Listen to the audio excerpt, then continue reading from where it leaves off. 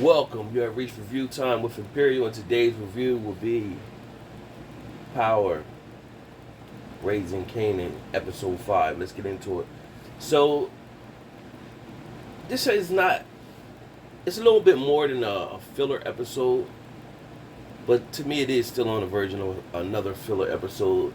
It was rumors on the internet that this was supposed to be an explosive episode. It really wasn't. So, what took place in this episode, you had Symphony, of course, teaching the class with Kanan, and they had a project, and you can see that Kanan is starting to let down his guard for Symphony, seeing that Symphony's a cool dude. Symphony pretty much told him, if you ever get in some trouble, you need help, let me know. So then you had it switched to Kanan at the bodega where his mom and uncles have the stash stuff at, and you see the wife she's still getting abused, and so you know something's going to be the outcome of that.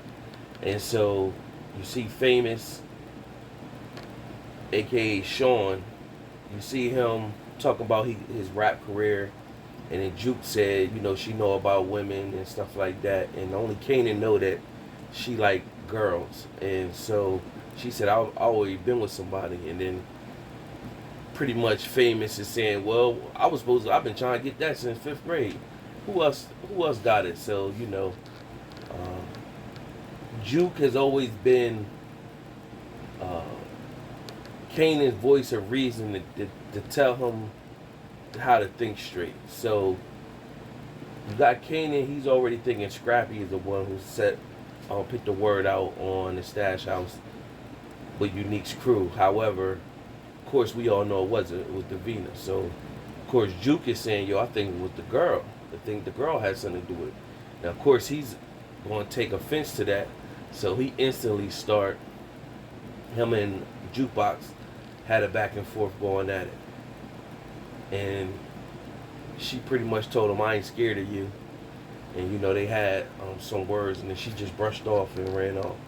So he went about his business. Now Rock did confront Kanan about the blood shirt that took place, and he pretty much confessed that he was at the stash house.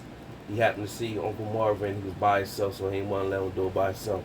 So that's how he ended up there. And he didn't dime Uncle Marvin out. He's stood true to it. So Rock was, of course, she was mad, and pretty much she called out Uncle Marvin on it. So they pretty much said they need to head over to the high rises, and so they went to the high rises, supposed to get one apartment over the top of each other. So they kicking somebody out of the apartment. She basically explained to Marvin the plan is have one area where the stuff is, and if the cops come to that area, they dump the stuff down to another apartment. So while people was fighting for corners, Unique and his crew fighting for corners, they up in the high rise, getting money that way. So you can see like her strategy and business mind to that effect. So it shows her at the bodega, and the owner of the bodega, the husband's pretty much, he wanna raise, and she pretty much threatened him like, you don't want to bang with me. We already negotiated, and if we gotta renegotiate, we gotta throw hands. So he backed down. So you already know it's gonna be a problem where he gonna steal, he gonna do something. So Scrappy and Kanan get into it because Kanan, of course, approached him. So what the key thing, what they were saying, this episode was going to be explosive.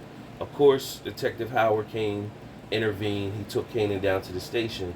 Kanan was standoffish and basically said, I don't talk to cops, playing that routine. And so he already knew he was Kanan's start. So in the trailers, everybody seen basically said that, his father was Rondell Stark, aka Def Con, and he's pretty much like hood legend royalty, you know what I'm saying? So that's when they say the line, if you want to get to the queen, you got to go through the prince. And so while he got his Kanan in there, he said, pretty much tells him, you can make this easy for me, or I can make it hard. So now Kanan did at first say, hey, I wait until my legal guardian come. But when he made that comment, I make this hard for you, he said, what's your birthday? And so he told him the birthday is August 15, 1975. So that would make him 17. And so he said, I thought you was older. And so that made him start to think. He's like, your mom never told you about me? So, he could have been just, at first you would think he was just talking slick. But you're going to find out that he actually had something with Rock. So as Kanan called Symphony showed up to pick him up. And Symphony had a little back and forth with the cop. And then he let Symphony take Kanan. He started doing some research on the computer, and pretty much he pulled out Def Con's criminal history, and it showed all his possessions and all that. But it said he was incarcerated since 1974. So Rock is not his wife, so he ain't had no conjugal business. So he instantly started thinking, well, you already put two to two together that Kanan's not Def Con's son. So it shows Jukebox and Sean at the studio together. Pretty much Uncle Lulu, Camacho hasn't been paying the staff, so Uncle Lulu pretty much step in and say he pays the staff or whatever, but y'all gonna let my niece get on the track. And he pretty much looking at her like, we need a professional. Jukebox goes in the booth, she kills it, shocks everybody.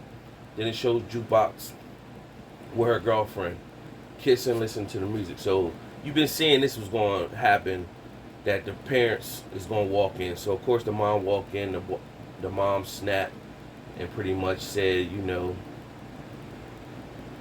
I'm going to get repellent for you. So, her true side came out, how she felt towards Laverne, a.k.a. Jukebox. So Jukebox started crying, and, she looked up at her girlfriend in the window and she left. And this is pretty much where you're going to see the turn of Jukebox, where she going to start hating people and she going to start having venom. So you can see this is, where she was already in it, but she had some innocence. But now this is going to be the turn. Pretty much you're going to see her start to get busy. So she's walking away and she's crying, but you can see as she's in the neighborhood and she's seeing people, you can tell she's getting more angrier. So then it shows Uncle Lulu clapping some buns to his girlfriend Jessica or whatever. Shows that scene.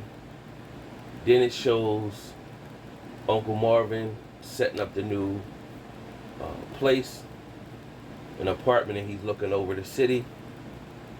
Then at the end of the episode, it shows Scrappy was walking, Rock picked him up, and he pretty much told her, like, yo, your son rushed me, I can't let him play me in front of everybody. She was like, come on, Scrap. So early in the episode, you show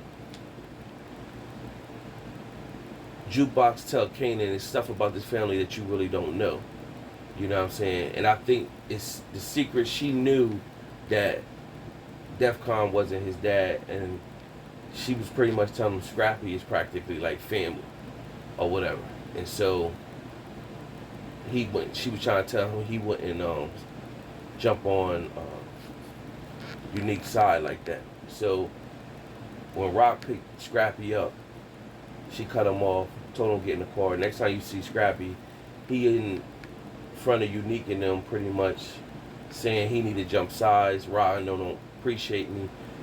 Kanan Gray step up and he Gray jump me. I've been putting in work for 5 years. And so Unique's homie did see him tussle with Kanan, so it made it more believable.